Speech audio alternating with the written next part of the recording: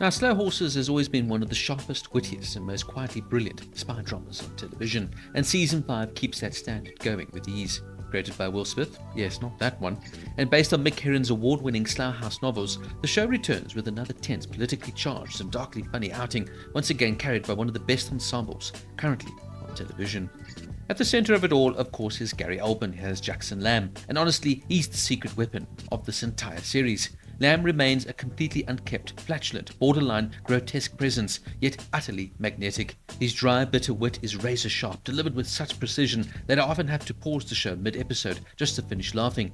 You get the sense Oldman is having the time of his life playing this character, and Season 5 leans into that more than ever.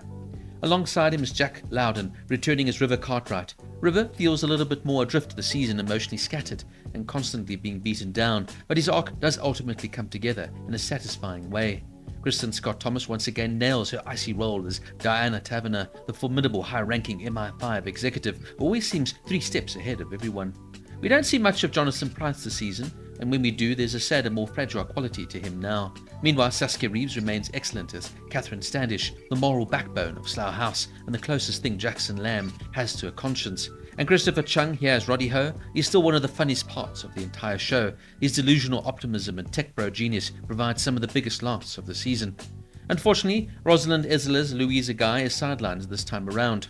And albeit completely annoying, James Callis here is excellent at Claude Whelan, the bumbling, over-promoted new Director General of the MI5. I must also give a special shout out to Hiba Benani as Tara, Roddy's apparent girlfriend, who of course is later proven to be one of the orchestrators of the Libyan terrorist cell. As usual, the acting is first class and absolutely phenomenal, and that is generally the heart of why Slough Horses works so well. Season 5 continues the show's blend of clandestine spy action, bleak British humour, this time diving into politically charged storyline involving a Libyan freedom fighter or terrorist organisation, depending on which perspective you take. The series cleverly touches on real-world fallout of the UK's involvement in 2011's Libyan uprising, weaving in ideas about immigration, government accountability, and international blowback. As usual, it's gritty but not overwhelming, clever but not pretentious, and always engaging. And even when the plot gets heavy, the humour slices through perfectly, especially with Lamb's acidic one-liners.